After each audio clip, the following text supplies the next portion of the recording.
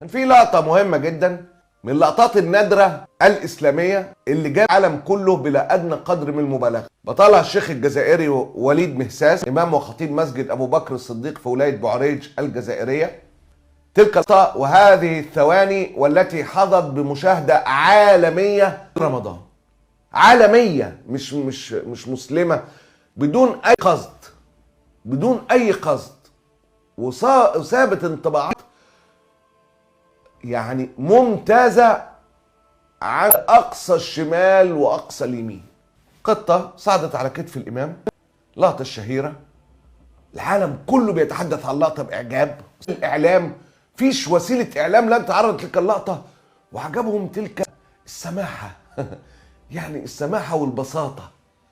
لكن اللقطة دي كانت مثار غضب شديد في مصر والخليج بالنسبة للحكام الأشراف وأتباع الحكام الأشراف من المواطنين الشرفاء واللجان الشرفاء. عملت غضب رهيب جدا جدا.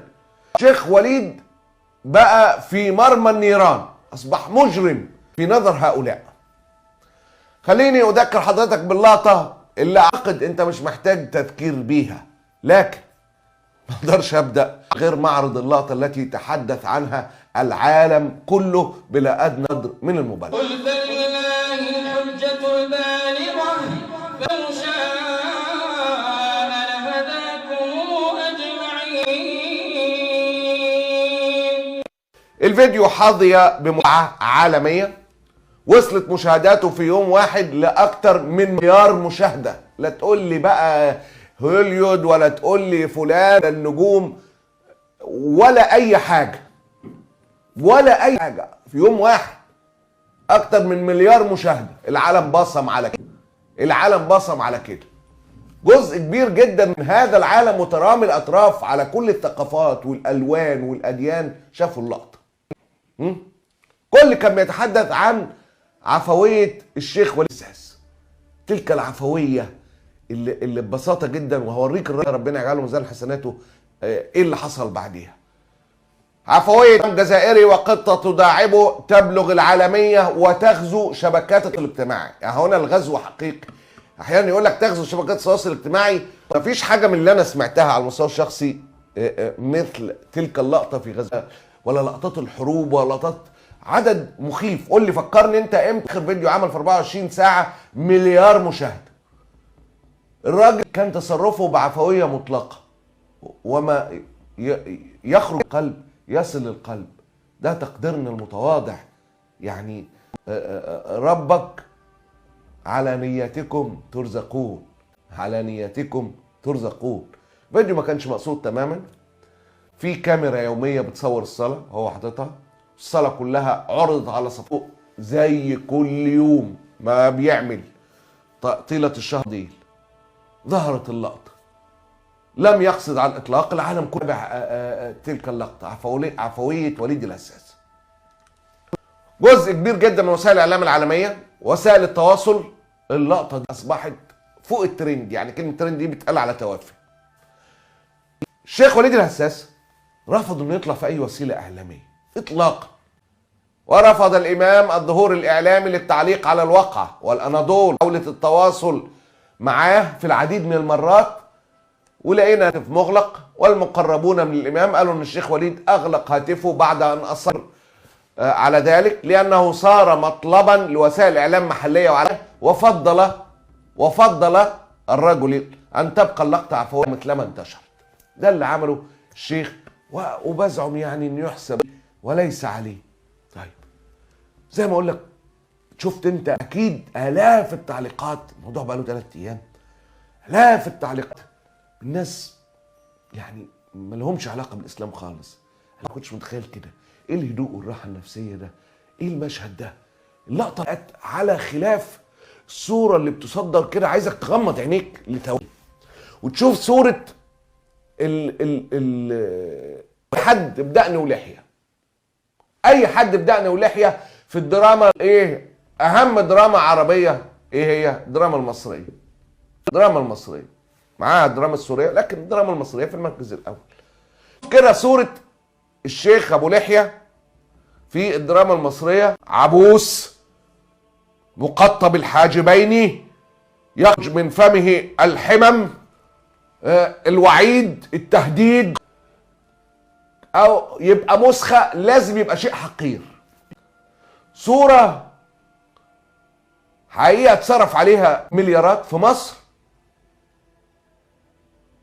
في الام بي سي، وفي شاهد، وفي كل المنابر النكسة دي، كل المنابر نكسة صرف على الصورة دي كتير، على الصورة دي كتير عشان تنفير الناس من اي حاجة اسلامية بشكل عنيف جدا، لان دول مش اكل عيش معاه، ملهمش اكل عيش معاه. الاسلام اتحدث، ملهمش اكل عيش، ملهمش، هؤلاء المجرمين ملهمش اكل عيش معاه. وهم خرج اتباع الانظمه المستبده والمجرمه في الوطن العربي وعملوا هجوم غريب على الراجل. يعني انا لم اكن اتخيل في اسوأ الكوابيس انه يعني اللقطه دي تجيب هجوم على الراجل، ما يفتحش بقه بحرف. اللي خلاني ابدا اركز في الهجوم واقول لزمايلي يبحثوا عن الحكايه، مش متبحر قوي على فكره في رمضان في الابحار يعني داخل وسائل التواصل الاجتماعي، يعني الوقت اليوم بيبقى مش ما فيش البراح اللي في الايام التانية. لقيت بدات بعض ابواق اللي عارفها زي عبد الخالق الله يقول لهم احذروا، عبد الخالق عبد الله اللي اينما ذهبت الريح ذهب وحلق وحط شراعه. اينما ذهبت الريح، لابس كل الحاجات، يعني تأثير الدرنكات، يعني ما تبقاش فاهم يعني تأثير الخطاط. لا يمكن أن يكون مثل هذا الإمام قدوة. ليه يا شيخ عبد الخالق؟ ليه يا راجل؟ انصحنا برضه نسمع لك. قال لك وخطابه تكفيري. لا يا راجل ليه؟ قال لك يشتم دول الخليج العربي ومصر عليه تكفيري. يشتم دول الخليج العربي ومصر ويتهم من يخالفه بأنهم عملاء لإسرائيل. لا تمهلت قليلا اخي العزيز جمال كان بيتابع اخ يعني مشير بيخوفه بطريقه لطيفه، وجمال اتعظ على طول وقال له انا اسف يا اسف يا ابي عبد الخالق، انا ما كنتش عارف كده. لا رجع على طول لايه؟ ضامم للقطيع. عبد الخالق بيعاتب واحد صاحبه. وحقيقه والسؤال يعني انه خطاب التكفيري بيشتم دول الخليج العربي ومصر. اولا الرجل ما فيش حد عمره بيشتم دول الخليج العربي ومصر خالص خالص. مفيش اي عاقل، مش شيخ ولا بتاع، مفيش اي عاقل بيعمل كده اطلاقا اطلاقا. لكن هذا الخلط المقصود والكاذب وحقيقه والفاجر اللي هو الخلط بين الحكام الاشراف والاوطان. في حكام اشراف، قطاع كبير جدا من اللي لم تعمى بصيرتهم شايفينهم حكام اشراف. كلنا كده شوف زي كده شايفهم حكام اشراف. انما مين اللي يشتم اهله وناسه؟ مش بدافع، مش محتاج ادور مع ورا ولا وليد ولا اي حد، مش محتاج ادور ورا حد. مين اللي يشتم اهله وناسه بقى لما بيدعي انه عارف الاسلام زي الشيخ وليد وفي ناس بتحبه وامام مسجد، زي يشتم اهله وناسه. انما ده الخلط بقى بين حكام اشراف على العروش يستحقوا كل التحيه والحب زي اللي بنحبهم كلهم كده كلنا كده، وبين البتاع. حمله رهيبه على الامام الجزائري بتتهمه انه ضد الشعوب العربيه. الراجل يعني وطبعا طلع اخوان. نسيت اقول لك الاخوان دول قبل الازمه اي عدد، يعني قبل الانقلابات قبل 2013 يعني لحد 2013 الاخوان دول مثلا قول اي حاجه مليون مثلا مليون، بقوا 10 مليون. شوف سبحان ربك الاصل العكس، بقوا 10 مليون بعد 10 سنوات من الانقلاب. الاخوان بقوا 10 مليون، 10 اضعاف. كانوا مليون بقى 40، كانوا 40 بقوا 400. ما حدش عمل كده غير المجرمين ذات نفسهم. وده ليه؟ عشان الحب خالص، يعني حاربوهم فالعدد تضاعف. فالمهم الوليد اخوان ماشي. الاخوان هم افضل من يتلاعب بعواطف الناس. الكثير من اخواننا انخدع بهذا الامام واصبح ينشر له وهو لا يعرف لا اصله ولا فصله بسبب بهيمه قعدت على كتفه. هنا يهاجم دولنا وشيوخنا عليك وعليهم اللعنه فليرقكم الله في اللحمه. لا اعلم متى نتعلم درس، ما لا اعلم متى نتعلم الدرس انضمام شيوخنا. اهو الراجل ده على قد ما هو واضح درجه الغليان في اسطر وحروف التويته بتاعته، لكنه كان اشرف من عبد الخالق عبد الله. حقيقه عنده شرف عنك عبد الخالق عبد الله، الحق يتقال يعني. الراجل قال رايه وهوريك رايه. اللي قال الحملات الرهيبه دي، الحملات دي لسببين. السبب الاول والرئيس، وفي سبب فرعي اللي هو السبب الفرعي.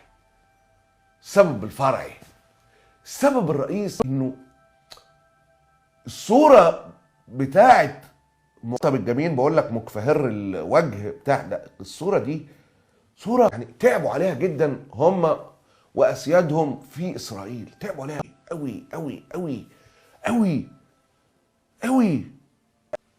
اسيادهم في اسرائيل دول برضو بتلاقيهم في هوليود في كل انحاء العالم. اوعى تفتكر يعني الدنيا تعبوا عليها قوي وصرفوا عليها كتير قوي. فاي صورة تذهب بالاسلام للعدلة الطبيعية بتاعته والوسطية بتاعته تحارب محاربة شنيعة جدا. ده السبب. السبب الثاني بقى الهجوم على الحكام الاشراف. الشيخ طلع اخوان. راجل الشيخ وليد كان ليه فيديو بيرفض تطبيع اللي هو الطبيعي ويهاجم الانظمه المطبقه ويتبرأ منها. يقول اللي بيطبعوا دول مش تبعنا. السيسي ده تبع اسرائيل. الحكام اللي بيطبعوا دول تبع اسرائيل. الحاجه الطبيعيه يعني البسيطه جدا اللي المفروض تحصل، واللي بيقولها الا اذا وضعت في رؤوس البياده او السيف او اصبح طامعا في حفنه من الدنانير. فاهم يعني؟ ده الطبيعي ان هو يتقال، ما عدا هؤلاء واللي ارتمس على قلوبهم. كل الحكايه هم استغلوا كرههم وحربهم على اي مشهد لهذا الدين، استغلوا تلك اللقطه عشان يلبسوها ان هو وبيهاجم اسيادنا ومشايخنا. كما بصراحه والامارات والبحرين والاردن ومصر هذول خلاص طيب مضمونين. حتى امير المؤمنين وان هي الامارات والبحرين والدويلات هذول خلاص هذول اعلنوا الانضمام خلاص. والسيسي وجماعه مصر هذول صريح. بالله عليك واحنا في ايام مفترجه، بالله عليك واحنا في ايام مفترجه، ايه اللي الراجل اخطا فيه يعني؟ ايه اللي اخطا فيه بخصوص حكام البحرين المغرب ومصر والاردن والسعوديه؟ ايه اللي اخطا فيه؟ ايه اللي اخطا؟ والامارات قال نهيان في الامارات، ايه اللي اخطا فيه؟ قال لك دول مضمونين ما هجيش الاحتلال. ايه الخطا اللي اخطا فيه الراجل؟ اقول لك انتوا خليتوا الاخوان تتضاع. حد طبيعي انسان عنده مبدأ في الحياه هيكون ده رايه. اي حد طبيعي يعني، اي انسان طبيعي الشيخ وليد زيه. فتحول، استغلوها وركبوه عشان يبقى عدو. جنون. وبقى على شكلتهم بقى الصغيرين. انا مش عايز اتكلم على اقزام الفكر الضحل بتاع كده زي خالد منتصر وبتاع اللي ربنا يعينهم على نفسهم دول. قال لك لو كان كلب كان عمل ايه خالد منتصر يخرب بيته. بقول لك تشعر انه يعني بجد والله العظيم ليه علاقه يعني ما فتئ جالسا فوق سطح الواد حماده. عنده كرسي بقى غضب ربك وهذه العداوه دي بتنزل على الوشوش. تأمل كده وش خالد منتصر، تأمل كده وشه، شوف تلاقي كل مدى ما بيسود الغضب والكره اللي جواه، السواد اللي مش قادر تجاه هذا الدين. واحنا مش ممانعين بس نقولها صراحه. قال لو كان كلب ايه رد فعله؟ كان هيوصل لكتفه مثلا. انا عايز افهم، كلب طلع فوق كتف بني ادم يعني؟ انا عايز شفتوا اللقطه دي فين حضرتك؟ انت دي كان في كلب طلع قال كده بقى بيزنقه، فاصل الكلب فيه ائمه وقطاعات كبيره من المسلمين، صح ولا غلط؟ شايفين ان الكلب نجس وماشي، فهو كده قلب يزنقه بقى. شفت امتى كلب بيطلع على كتف بني ادم حضرتك؟ ايه اللي جاب الكلب للقطه؟ ايه اللي جاب الكلب للقطه يعني؟ من امتى الكلاب بتطلع كده؟ اللي هو مشهد جنوني. وارمسترونج نزل على القمر ومش عارف ايه، وقعد. انت عارف انت لما حد يتخبط على دماغه ده ملوش دعوه، ده مش يعرف. ده خالد ما يعرفش، وما كانش لسه طوع، وبدا الجيوش بتاعت حكام الخليج تطوع الحكايه على انه اخوان فهم جايين فيه. لا خالد ما كانش يعرف. ده خالد ده يعني اي حاجه فيها اسلام، صوره حقيقيه للاسلام بعيد عن التزييف او التضليل او الكذب او الاجرام، خالد بيحاربها. فهو من الاساس يعني الرسول عليه الصلاه والسلام يا جماعه كان بيحمل إمامة بنت زينب بنت رسول الله عليه افضل الصلاه واتم التسليم، يحملها فاذا ركع وضعها واذا رفع من السجود اعادها. كان بيحمل حفيدته، شيلها، جه يركع يحطها، قام من السجود يقوم شايلها، جه يركع يقوم حطها البساطه. الحسن او الحسين الحديث الصحيحه لمكن كان بيعتلي ظهر الرسول عليه الصلاه والسلام، لدرجه ان مره وهو ساجد في الصلاه الرسول عليه الصلاه والسلام اطال السجود، فقال الناس: أطلت السجود يا رسول الله حتى قلنا حدث شيء أو إنه يوحى إليك. فقال عليه الصلاة والسلام: كل ذلك لم يكن، فيش حاجة من دي حصلت، الحمد لله. ابني ارتحلني، يعني بيشبه جلوس الحسن أو الحسين فوق ظهره بالارتحال، كأنه ركب راحلة.